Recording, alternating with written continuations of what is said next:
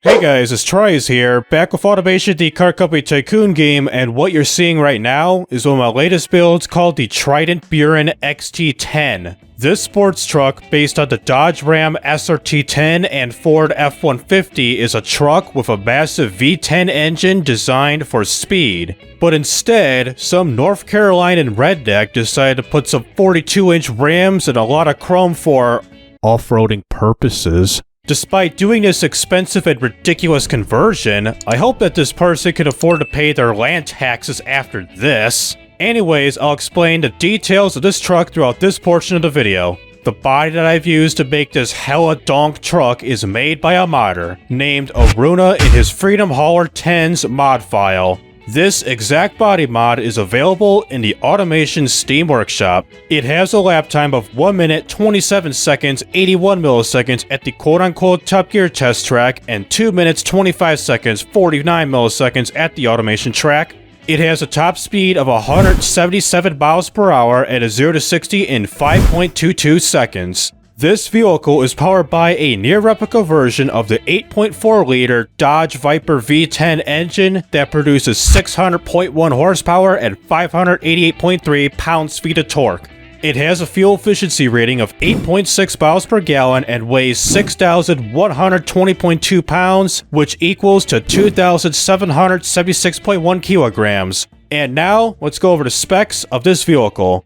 In terms of how I made the XT10 Donk, the panel material we made out of partial aluminum with a light truck monocoque chassis made out of AHS steel, with a front longitudinal engine placement, and the front suspension uses a solid axle coil, and the rear suspension uses a solid axle leaf. This is to maximize the ride height of this vehicle because, well, big rims, you need big ride height in your vehicle too in order to make it a true donk vehicle, not just a simple lowrider. For the engine, it's a V90 V10 engine made out of aluminum with the bore set to 103mm and the stroke at 100.6mm to get the engine size to 8,382 cubic centimeters, around 8.4 liters, which is the real Dodge Viper engine, which is the 8.4 liter variant called the Viper Phase ZB, well in particular the ZB2, which was released in 2008. And it uses a push rod headers made out of aluminum. With the crank cowl rods and pistons are pretty much all forged, so a forged steel crankshaft with a heavy-duty forged cowl rods and regular forged pistons. For the compression, it is set in its real-life 10.2 to 1 ratio with a nice cam profile of a 69. Yeah, I'm serious, it's pretty nice. And around this time period, this used VVT for the engine, which is kind of interesting. They use variable valve timing and also quality at a plus 15 to really maximize the horsepower. For the fuel system, we're using a multi-point EFI twin throttle standard intake running on premium fuel. I don't know if this used twin throttles on here or single. I'm not so sure about this one. But anyways, screw that. The fuel mixture we're using is a 13.6, the ignition timing set to an 84, and the RPM was set to 6,200 RPM. Last but not least, for the exhaust and everything, so we're using long tubular headers with a dual exhaust system with the exhaust diameter set to 76.2 millimeters, which equals to 3 inches. With a high flow 3-way catalytic converter, no first muffler, but we do get a baffled one for the second one.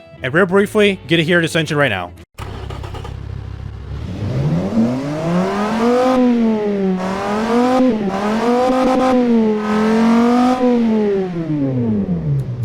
Sucks that the Viper's now dead. It's unfortunate. So with the insides about this vehicle, like the drive type, we're using a rear drive configuration with a sequential 6-speed to spice things up, with the top speed set to 177.1 miles per hour. It can go up to 180, but 177 is good enough for a truck, ladies and gentlemen. I don't care about what you say, it's good enough. And here's the fun thing about the tires. One mild overseer, who cares? So for the tires, oh God. So we're running with some radial medium compound tires with the front and rear tire width set to 255mm front and back, as we can see here, with some 42-inch rims made out of alloy.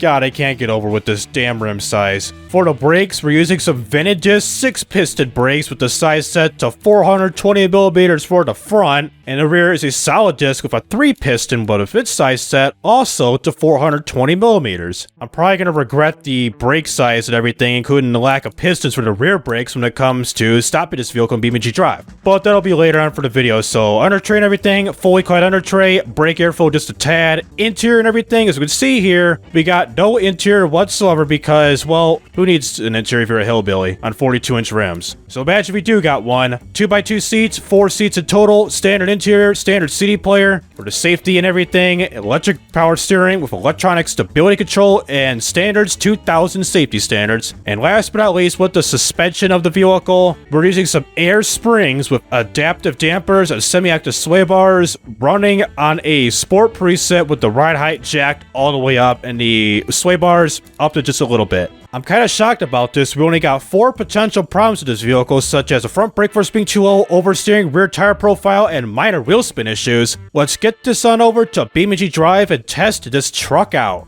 So here I am at the airfield section of Utah, USA, and what the hell happened to the coloring of the truck? Because even though I use pearlescent paint automation, but what the hell? I know BeamNG doesn't support pearlescent paint, but jeez, this is a whole different outcome, like a bluish pearlescent paint for the top here, and then a little bit more lighter at the bottom, but instead, we got pink on the top, lime green at the bottom, and there you have it. Like, this just downright looks ridiculous. And not only that, with the tires here, does it barely even support the tire pressure here? You got some tire bulging right here, or is that just me? Hold on, let me put this up real quick.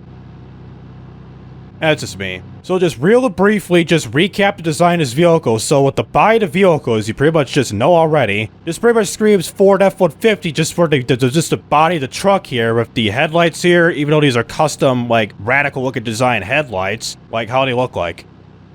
Okay. Hope you're not blind, guys. And also to make things look like a Dodge Ram SRT10, you got your spoiler that pretty much matches like it. So pretty much just a little bit shocked at how this looks like, how it came out with the color of this vehicle, but I don't have much to complain about this vehicle. So right now, let's start off with the basic performance test with this truck. So here I am, I just set myself a little bit of ways from the airfield, and for 3 basic performance tests this truck, the first one we'll be doing is a 0 to 62 acceleration test, followed by that will be a 62 to 0 brake test, and lastly, a top speed run, which this type of vehicle with a V10 engine straight from a Dodge Viper, I highly doubt I'll probably achieve it despite this stretch of road here, any stretch of long straight roads. Is that a whole lot on this map? But we'll find it out sooner or later. So starting off the 0 to 62 acceleration test, start that now. Hit the gas pedal right away, go into the first gear to second gear, and just fly right through that, and a little dip right there. So 0 to 62, well 1 to 63 at 5.63 seconds of 296.61 feet. For the brake test, let's get that suited, so go to realistic gearbox in case anything screws up, so brakes now. It showed 63, but I don't know, let's see. 63, try it again. How about now? Here we go, 62 to 0, 3.13 seconds of 132.89 feet. Time-wise, not a big fan of that, even though this is a 3-ton truck. In terms of time and distance-wise, braking-wise, not much as a typical passenger car. But for a truck, maybe. So for a top speed run already effect, I'm on the highway portion of the map here, and we're going over 110 miles an hour, and we do get a better 0 to 62 time in 5.33 seconds of 276.23 feet. Not too bad. So gear number 6 at a speed of 140 miles an hour. Let's go through this left-hand corner up ahead, and top speed-wise, it's going to be a fail, but we're going to get around the Dodge. Oh no, we're tipping over. What the? Yeah, I should have stiffened up the sway bars quite a bit. We were starting to tip over. I couldn't even steer, and I was going on 2 wheels. And look at that. No tires whatsoever on this vehicle, and 51 to 0 at 8.1 seconds of 217.81 feet. That's bad. So all 4 tires are missing with this vehicle. I think we pretty much matched the speed of a Ram SRT10. I think the top speed of that was like 156. It's in a 150 mile an hour range, but this top speed was supposed to go 177, but we never achieved that, unfortunately. So aftermath destruction, like I said, all 4 tires missing, some crinkleness in the body, loose polygons with the suspension right here. The suspension or the drivetrain, something like that, so damage-wise, it's pretty bad right here, but the worst. How that just, like, caved inward, damn. Alright, so let's respawn everything, get you guys going with a time trial run. So I thought this one up, we're gonna go to the Pikes Peak with the gravel portion, and we're gonna be doing the whole 12.4 miles of Pikes Peak. So take you to the starting line of this here racetrack with this here XT10, not this guy, in the noon hour, so take it there right now. So here we are at the start and finish line of the PPIHC, aka, like I just said, Pikes Peak International Hill Climb, like I just said. So let's get ready to start off this here time trial, a grueling time trial off here in 3, 2, 1, little bit of go. That didn't work, doing a little launch right there, but that didn't fail thanks to electronic stability control and lag. Might as well turn off electronic stability control. That's really trying to hinder at... Yep, right when I say that, I will start to drift over a little. So yeah, I've never done the Pikes Peak course. I had this downloaded for quite a while, like a long while, and now this is the first time I'm using this, to be honest with you. So we're not shredding these corners like we're supposed to, even though these are medium compound tires, not some off-road, like, grippy-ass tires to grip the gravel out here. And being 600 horsepower, you're definitely gonna slide, especially with a rear-wheel drive vehicle like this. And while we're at it, I swear, drift. Oh no. This is gonna be a bad one, folks. And still on our side. Can I get myself back up? Can I like back some obstructionists? Or no. Damn. Oh jeez. Damn, I got myself caught in the back. Coming through the first checkpoint, we got a time of 1 minute, 27 seconds, 587 milliseconds as I painstakingly shift through these gears, careful on these corners, and did it say 20-mile-an-hour speed limit? Like, we're on a damn gravel path. Like, why give me a speed limit, folks? Alright, hard-ass turn. First time getting through a hard-ass turn rather than some basic sweeping corners. You gotta, like, really stand the brakes and just let it slide and then put down the power as soon as you're done sliding this vehicle. Any other vehicle, just do it. This guy, on the other hand, with solid axle coil of front suspension, leaves in the back, weak-ass sway bars, it won't work out for you whatsoever. Oh, timber. Jesus, for popping a tire on a rock? Damn, I almost tipped myself over at the... Oh, we're auto steering hard to right up in here after doing that. At the 4.5 minute mark, I'm not gonna let myself down for a damn rock. Oh yeah, after doing that, we are auto steering hard to the right thanks to me breaking out the alignment, steering this thing automatically to the right because of that. Wait, what the hell? No texture already? So...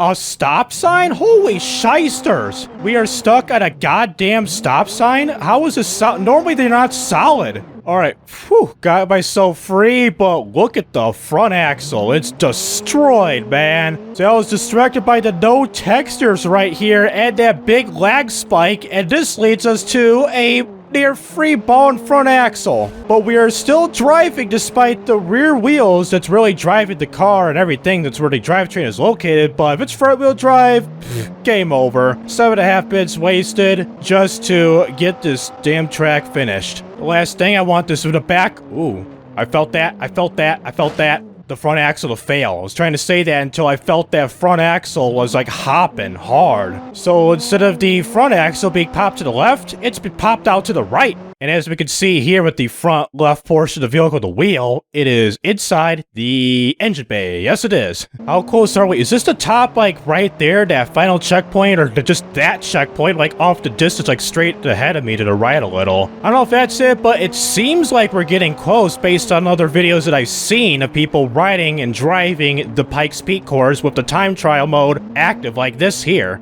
Jesus Christ, first rover, just... Ooh, don't let this go to your head, man. First rollover of this session, not like the previous sessions, but I think it's like a second rollover this session, like total in this here track, but god damn, that was close. Went way too fast, rode it completely over, and popped this boy to the left again. Going past this here checkpoint, we have little room for error this time, so this checkpoint will be a 9 minute, 58 seconds, 802 milliseconds. So let's brake right here. Reverse gear. force stop. Anything faster, I would probably compromise this here axle. I probably would, even though it's still an axle, but still, you never know. If it would have been like a more semi-independent or fully independent suspension, then the axle would have been broken off already, and it probably would have restarted and make this video even longer. And again, going too fast, reverse again, which will probably in real life break your transmission. Doing some of that stuntman neutral dropping, going to reverse, first gear reverse to break the transmission. If I'd do that in real life, I'd already break the transmission of this here truck, but in BeamNG, they don't do that in this game, which that's good. Probably in the future, they'll probably have transmission damage simulations to the point where if you do like neutral drops, reverse drops, whatever, you probably break the transmissions you probably would do in real life. Alright, brake. Woo, that downshift really put me to the side there. So downshifted like that, and we are like damn near to the top, it looks like. Well, now we're going downhill a little bit, so we are not like at the top, but we're at the top-ish, maybe like 90% to the top, 85, somewhere around there, but I think there's a couple more checkpoints if I'm certain. We got this one up ahead in orange. If it's in blue, then that's the finish time. It's a finished one. Wait, whoa, what the hell? Time out. What was that? Somehow, shoot. Say, somehow the game just, like, randomly tabbed out on me. I thought something was going bad or something. I mean, nothing, like, really popped up. It just, like, showed the mouse cursor, and I got no sound. It was weird. Okay, finally, we got the blue marker at the top here, so we're probably gonna get, like, a 60-minute finish time, it seems like, as I upshift to third gear, hanging at second gear. So we got a couple of these choppy-ass corners left to go, unsecured. As we could make a mistake, we could die. So don't do that yet again. Roll this over, or go too far, too fast, or whatever that would jeopardize this here run and make me do this all over again. So coming out at the final stretch, gun it right here, a time of 15 minutes, 39 seconds, 28 milliseconds, which that there is my very first time posted at this here track at the Pikes Peak Long gravel section. So we got all that done while we're drifting and fishtailing, go to free roam, drive this off the goddamn mountain, and won't do that anyway, so roll over, there goes a tire, bam, there we go. Do that one type of video that's almost like an internet meme for car culture and everything, where somebody drives off the goddamn, I think it was Pikes Peak or some sort of mountain, some sort of like race car doing this, but we're pretty much doing that right now. We're flipping over, impact detected stopping car, we're just head over head, end over end, and back to our technically four wheels, and it's gonna take a while. Hold on here, folks.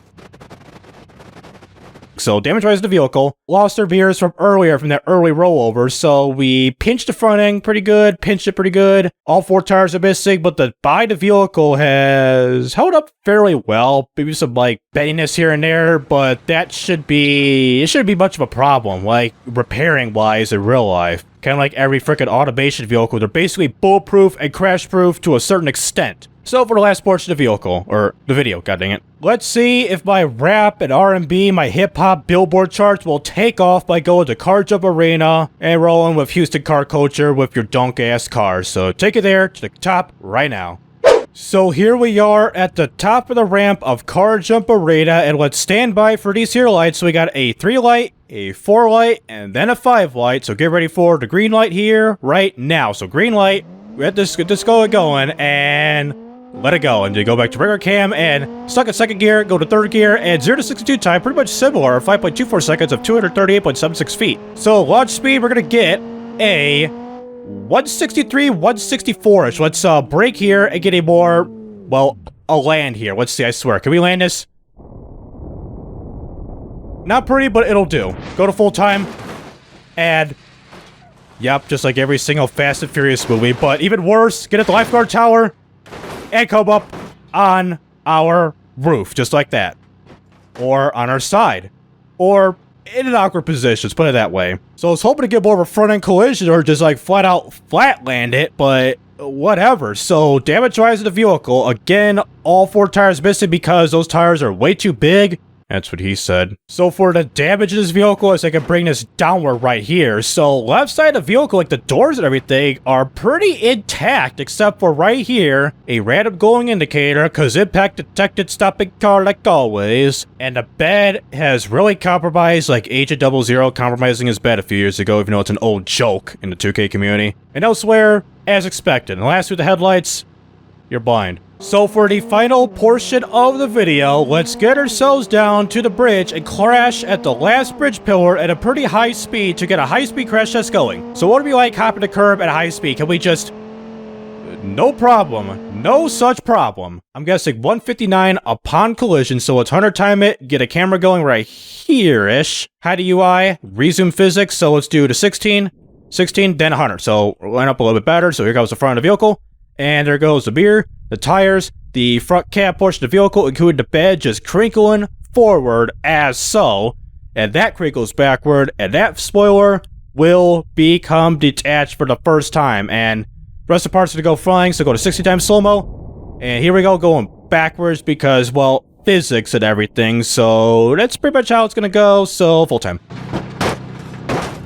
And the engine still freaking runs. Well, give me like somewhere's over here real quick. Let's bring the truck, get it over like so, like this. Here we go. So real quick, damage the vehicle. We disconnected the back axle of this vehicle, even though there's no real damage to the vehicle, but we disconnected the axle and everything. In real life, this wouldn't really drive anything whatsoever. Side of the vehicle, oh boy. Front of the vehicle, also oh boy. Right of the vehicle, you bet. So for the engine of the vehicle, where is the engine at? Did you get like shifted? Oh no, it's with the debris. Like, bruh, if the debris is inside the engine, should it not run? Like, let me reverse real quick. Well, we had some power go to the wheels, like briefly. How about forward? Don't. No, don't. This is some Frankenstein headless chicken moment, and we're overboard. Man overboard. Impact detector stop and car yet again. Can we still go after this? So, gas again. God, this is so stupid. We'll leave it right there because that's pretty much the best it'll do. Like that. So that'll do it with automation and BeamNG.drive with the Trident Buren XT10 Donk Edition. Well, as expected for a high center of gravity, high ballin', everything in between type of truck, this boy will flip over as easily. This is due to the very high center of gravity and lack of sway bar stiffness, which I should have put that in mine. But with this power to vehicle, you can't really go wrong with the power to vehicle being at 600 horsepower straight from a Dodge Viper like the SRT10, but performance-wise, great. Stability-wise, hell no. And for those who are interested in this type of content, please be sure to like and subscribe so you won't miss out on any videos like this in the future, and also check out my social media down in the description below. So this is TRIZE rising up, and signing out.